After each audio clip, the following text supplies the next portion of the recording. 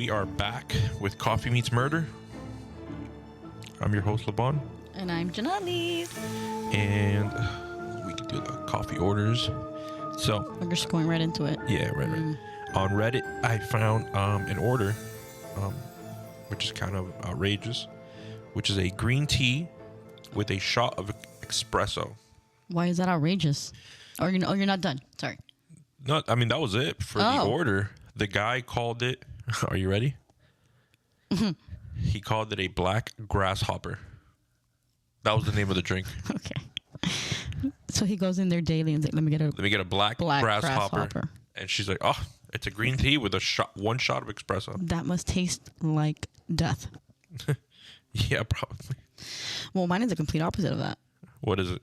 Mine is a venti white mocha with a quad shot, which means it's... What's a quad? Four shots of espresso. Oh, wow. 2 shots have to be at the bottom. 2 have to be at the top. Right? So you put 2 shots at the bottom. Then you pour your almond milk extra hot. Okay. The caramel drizzle has to be inside the cup.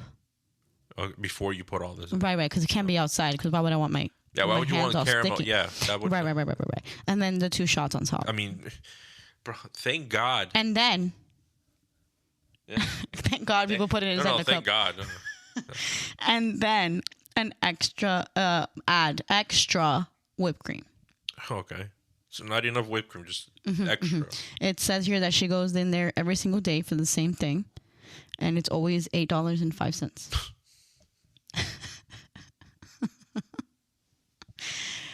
Oh. $8.05. It's a quad shot that gets me like 4 shots of espresso. I drink 2 and I'm wired. $8.05 every day is $56.35 a week. Right. And then it says here, the person who does it's like the barista who's talking says, I finally convinced her to get us the Starbucks card because honestly if you're going to spend that money every day, you need one. Yeah, she spends $2,930 a year. And she comes in around 5:30 in the morning every day.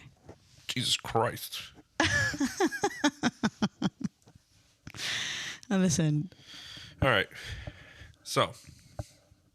What do you got for us to say in this great Wednesday morning?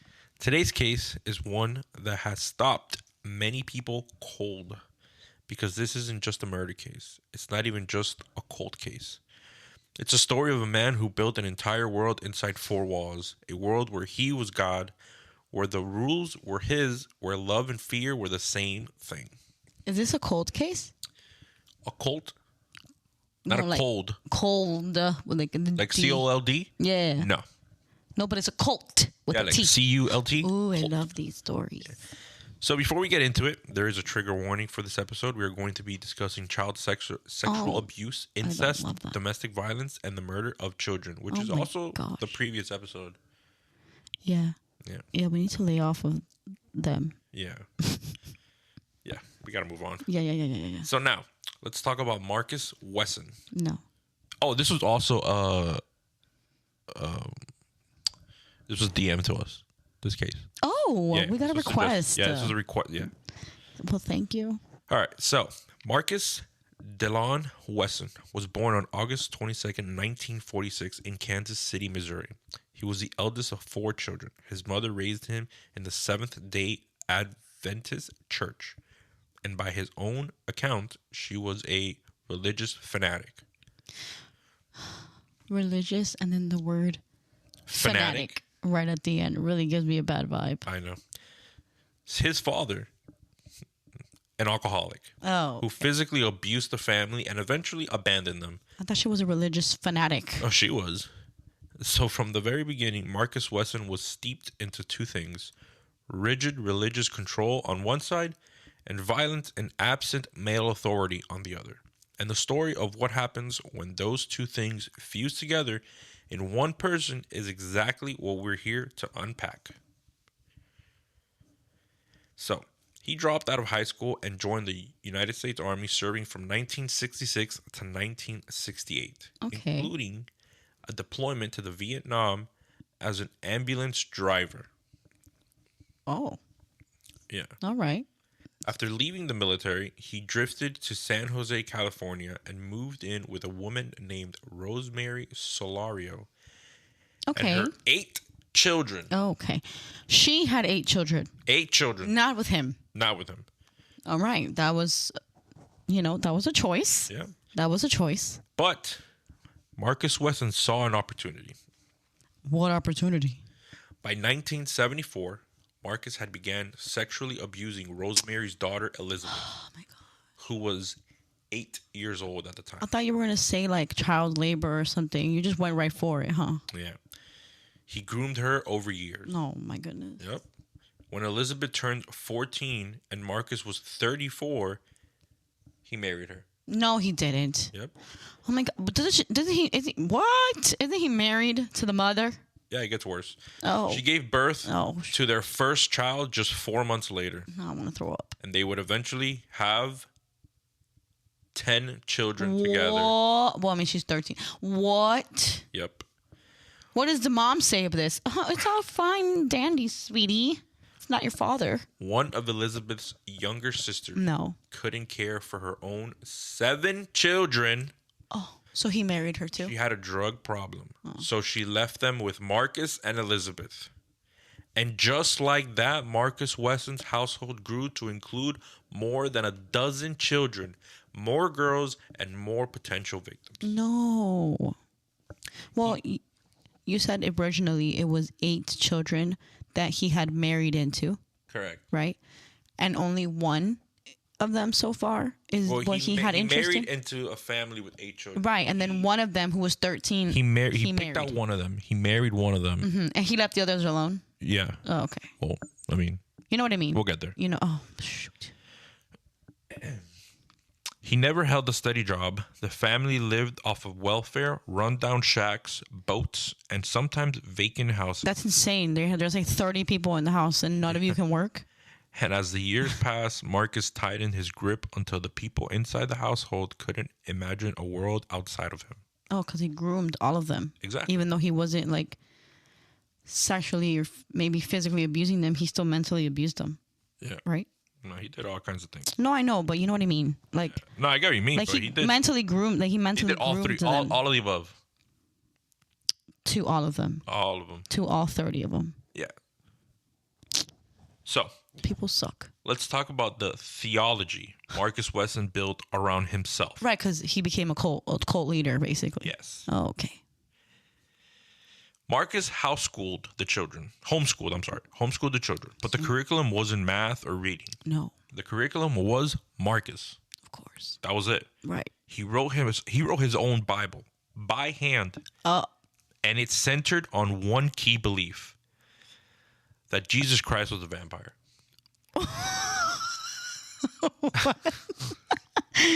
It was so serious up until you said the word vampire. What do you mean? His logic was that both Jesus and vampires are immortal. Both are associated with blood. Both live beyond death. From that twisted starting point, he built an entire world.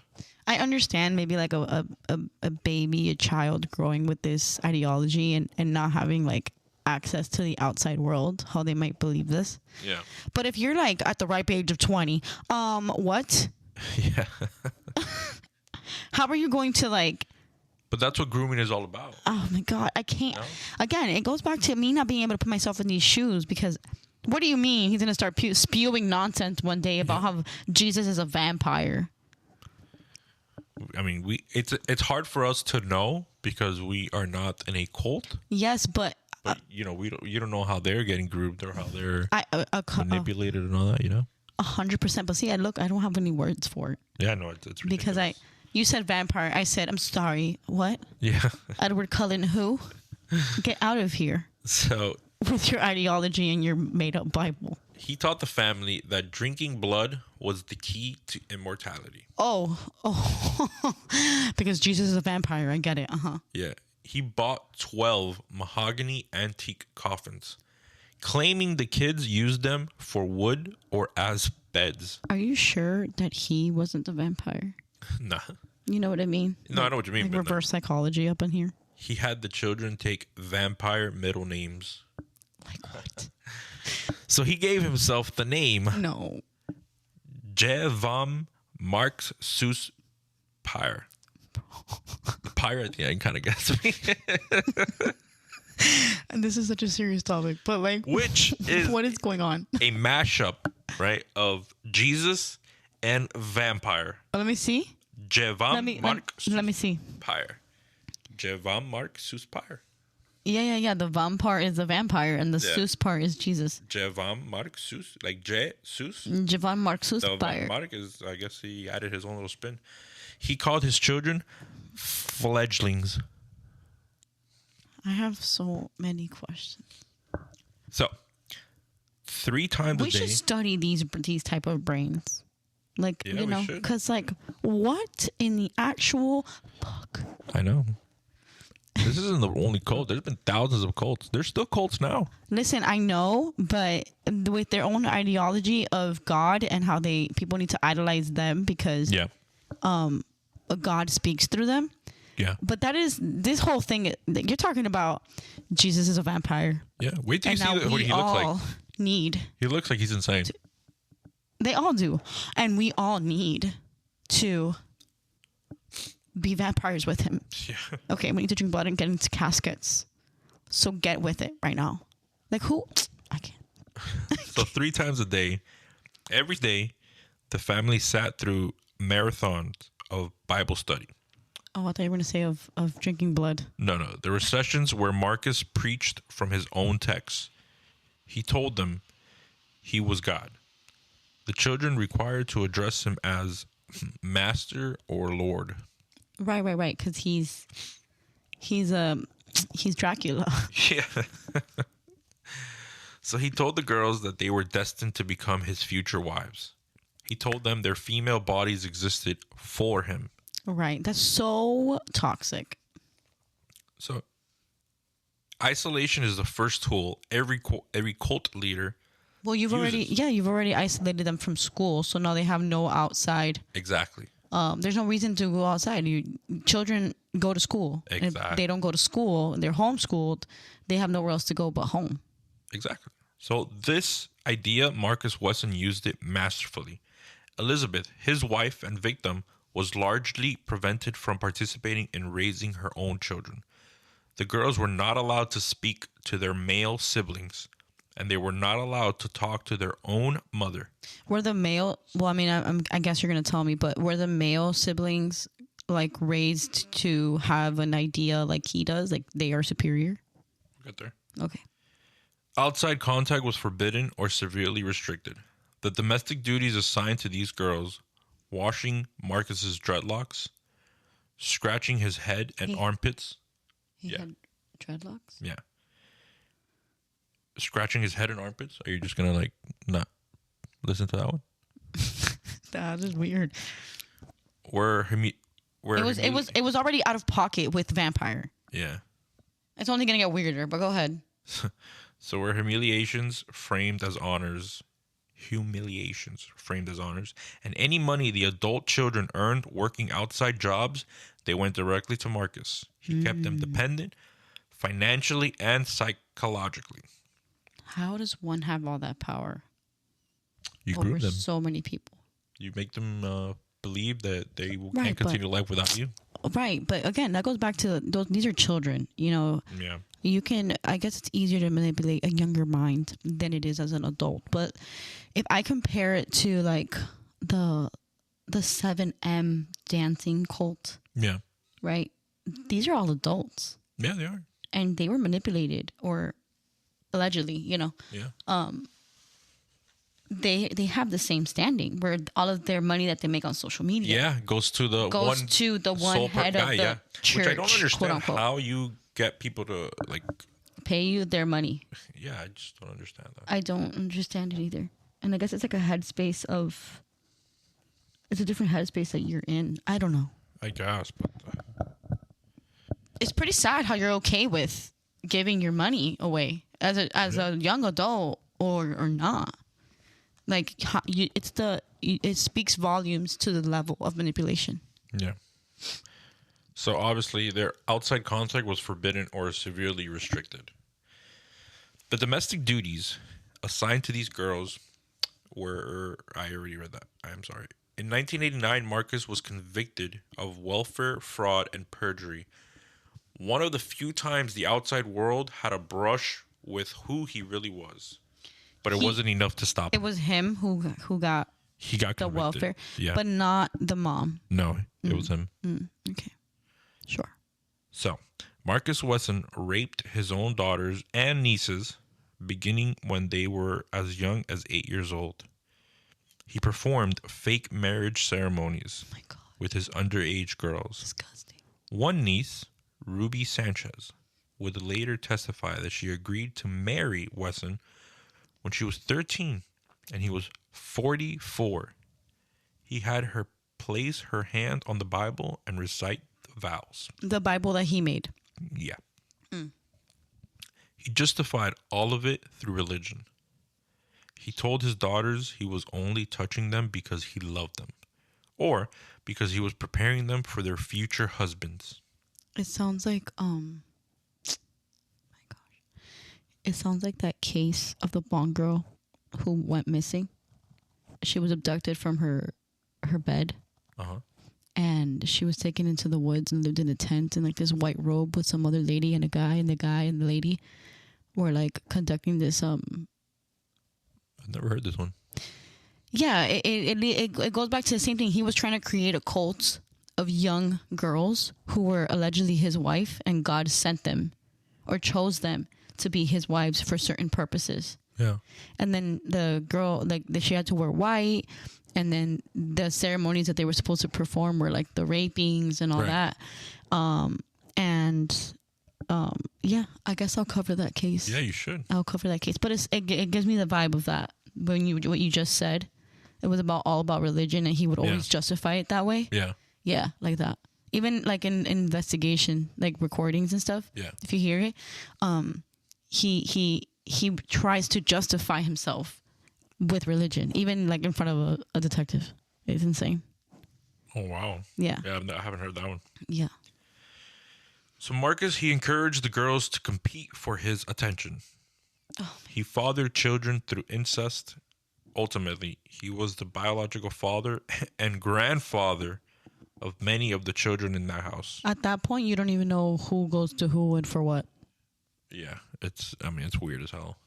Like he can be grandfather and father of like at the same time. Yeah. And I mean, he was just marrying again and again, so it's like he could be husband, father, grandfather, whatever, you know.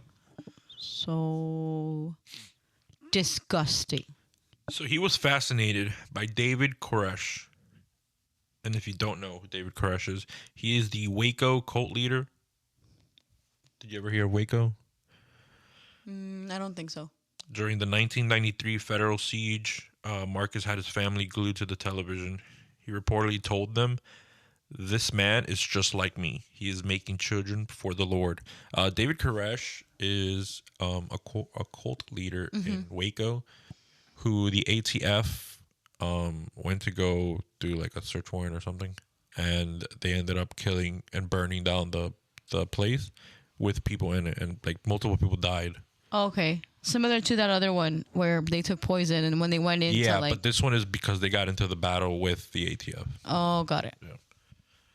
Which a lot of people blame the ATF for those deaths, but I mean, they could have also just surrendered and gotten out of the house and not fought them. Exactly. So, I mean, not blaming anybody for anything. Yeah, I'm not trying to victim blame, but you could have... Different situations could have had different outcomes. Yeah, you should blame the David Koresh for manipulating all these people. For sure. Exactly, you know. So then there was a pact. Marcus had long since convinced his daughters and nieces that if any government official ever came to take the children away, if anyone tried to break up the family, the mothers were to kill their children first and then kill themselves. He would stay alive to explain everything to the outside world. They held monthly family meetings to review the plan. So he told them, if we ever get raided, all of you kill yourselves, and I will be the one to survive and show up for all of your stories. Yeah. Piece of dog.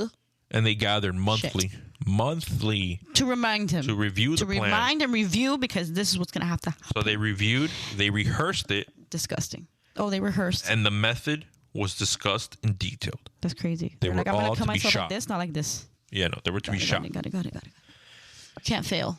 Yeah. So over the years, crazy. By now it's March 12th, 2004, and over the years a handful of people had managed to get out. Two of Marcus's nieces, Ruby and Sofina, had eventually negotiated their own freedom from the household.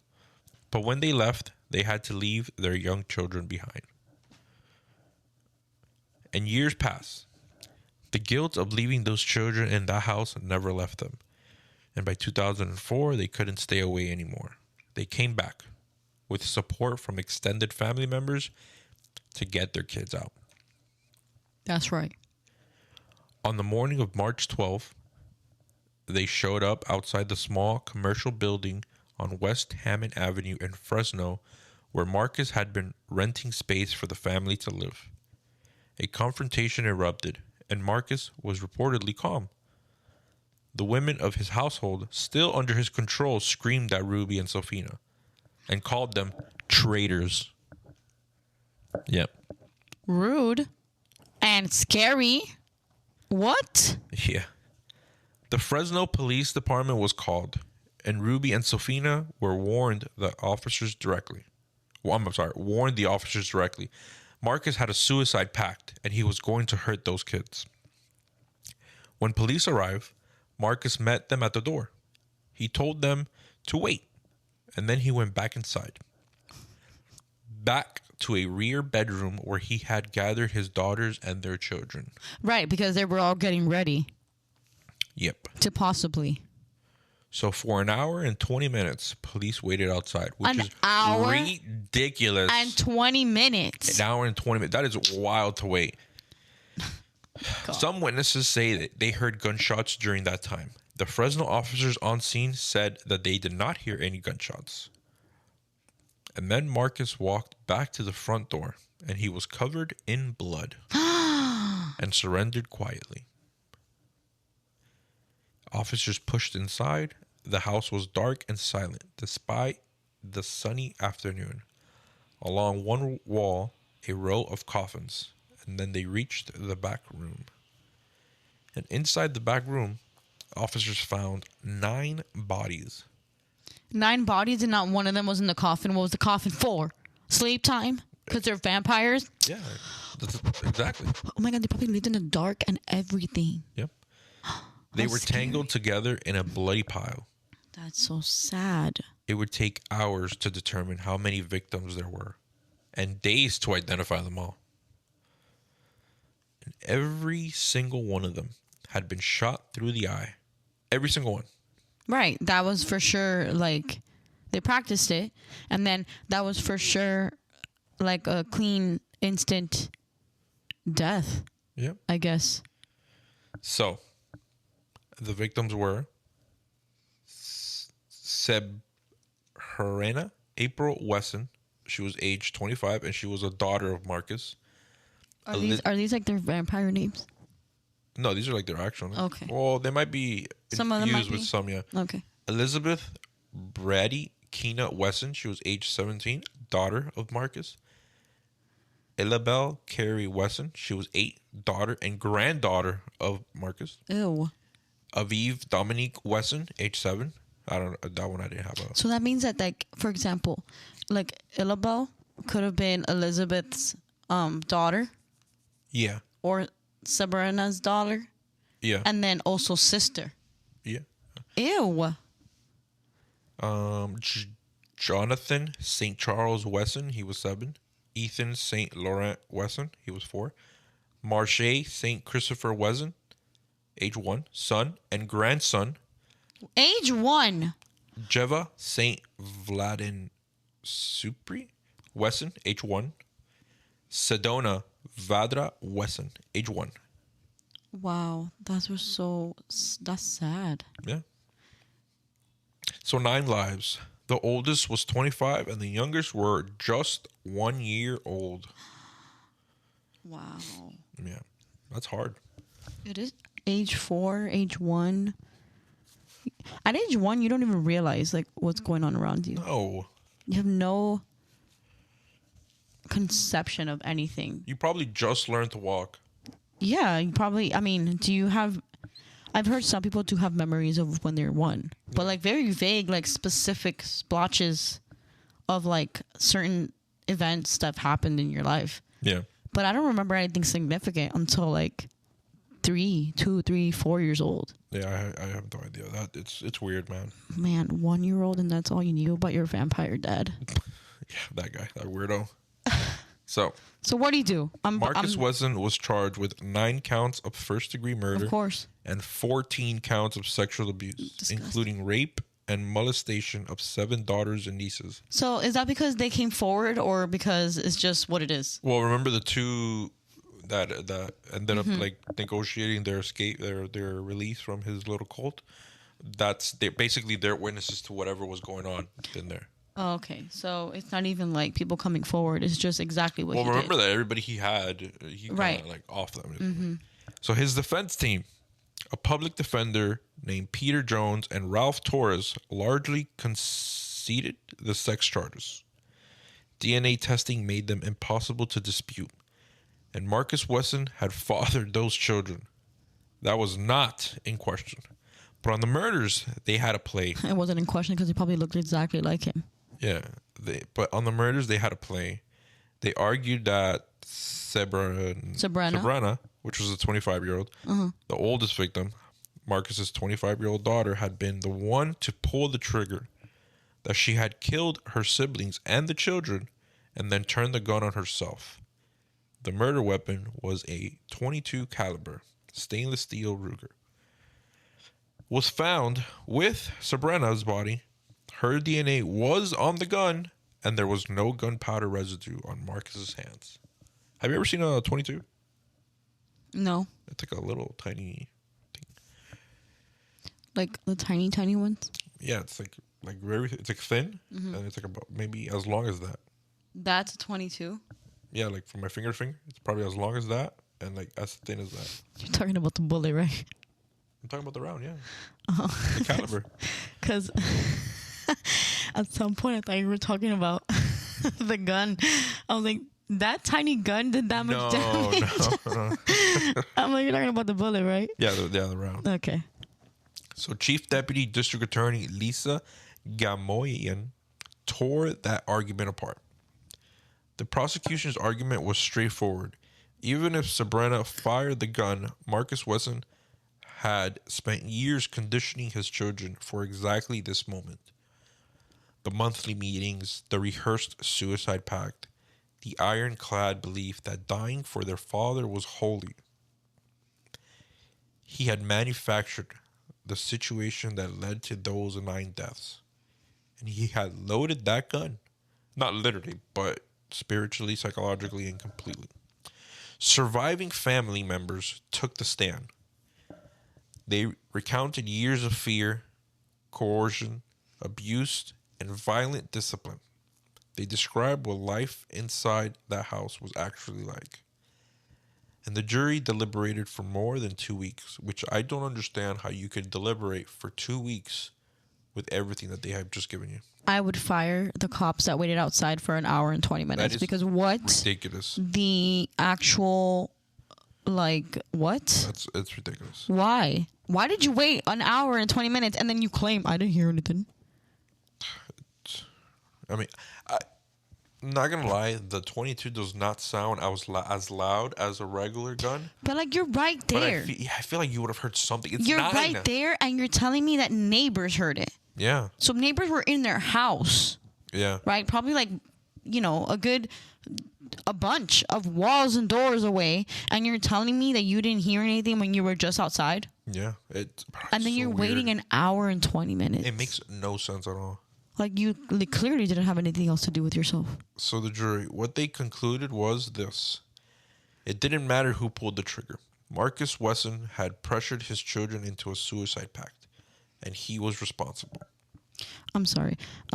Not all children, because at 1-year-old, you're not consenting to anything, but okay. Right. On June 17th, 2005. Marcus Wesson was convicted on all 9 counts of first-degree murder and all 14 counts of sexual abuse. And 10 days later, on June 27th, 2005, he was sentenced to death. Yes. And he is currently on death row at San Quentin. Still on death row? Why are we wasting my tax-paying dollars on him? Many of the surviving family members wept in the courtroom.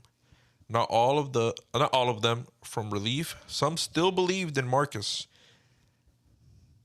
That's what 20, 30 years of this kind of control does to a person. It doesn't let go just because a jury says so.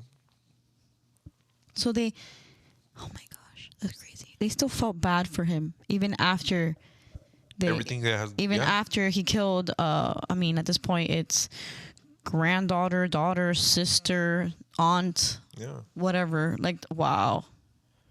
So every person in that house believed on some level that Marcus loved them. That what he did to them was love, and that dying for him or killing for him was an act of devotion. I think it goes back to when you're born in this household and that's all you've ever known. Yeah. Like, you're not exposed to anything else but that behavior, that mentality, and everyone follows it. That is your normal. Yeah. So when you're taken out of it and you're put into what you and I see as normal, we see them as like manipulated. But in reality, in their minds, that's normal for them. That was their dad. That was their, it was normal for me to later on, for me to be raised by him, but then later on also be married so I can give him what he, it's normal to them. Right. Yeah. Which is why we see it in court now. And it's like, why are you so sad about this? And it's that's all they know. Because that's all they know. And that is the anatomy of a cult. And it is exactly how cult leaders keep people from running, from reporting, and from believing that they deserve better. And all the signs were there. The neighbors noticed, social workers had contact with the family over the years. The 1989 fraud conviction, but the system failed to connect the dots, and 9 children paid for that failure with their lives. That is the end. I feel like we've gone already through multiple cases where people later on say, oh yeah, I saw and I heard and I didn't say anything. Yep. And all I want to say is, if you see something, say something. Yeah. It's not snitching. People have a really hard time understanding the difference between snitching, right? Yep. Like telling on someone, yep, and reporting. Yes. When you are reporting, you are saving someone's life potentially. Yeah. And when you are snitching, you're getting into somebody's business that you don't need to be in. There's a difference, right? Yep. And I'm going to talk to you about it like if you were in school, right? If you are in school and your friend next to you is cheating, right, and you raise your hand and you're like, hey, he's cheating, that's snitching. Yeah. That's snitching. That has nothing to do with you. If he gets caught, that's on him. Right. There's no harm if you don't say anything. Right. But if that same kid comes up to you and says, oh, I'm going to bring a gun to school, you need to say something. And you don't say something, and that kid comes to school the next day and does whatever he's wanted to do, you didn't report it. Yep. Just because you didn't say it, you can't say, oh, I'm going to snitch on him. I'm not going to say anything because then he's in trouble. Exactly. But then he comes the next day and he does it. You should have reported it because now you're saving lives. Yep. And that is the difference. And in an everyday situation, adult situation, it's all the same. Yeah. Someone is, stealing the toilet paper from the bathroom at work. Yeah. You don't know that person's whole thing. You don't pay for the toilet paper. What do you care? Why are you going to snitch? But now, if that person is undermining another person, go to HR and report it because now that can be, affecting someone's well-being. Yeah. If you hear something in your apartment and it sounds like bloody murder, you should call the cops. Yeah. But now if it's a Saturday night and there's music going on, don't call the cops. Don't be a sourpuss. Yeah. One thing is if it happens every Saturday, every Sunday, you can't sleep. But once in a blue moon that happens. Yeah. Don't be a snitch. Or if you're a downstairs neighbor and people are walking above you, bro, you chose to be the first floor. Get over it, right? Right? Yes. Exactly. He's only saying it because it's happening to me now. Yeah. We walk a little bit too hard, and we already get called for complaints because people are walking way too hard at night. That's another one. At night. Chose to be first floor. I'm sleeping at night. I don't know. I guess my ghosts are too heavy. Ghosts, yeah. My ghosts are too heavy for you. Is she 80? I don't know what she is. I still haven't seen them. But, yeah. If I walk a little bit too hard, I'm already getting called by the office. Oh, no. God forbid you got to use the bathroom. At night, at 4 in the morning, you better not get off the bed because she's going to hear you. Yeah, no, hold it. So she has her ear pressed to the roof just to make sure. Freaking Gretchen. I can't. I called her Nancy. Oh. It fit better.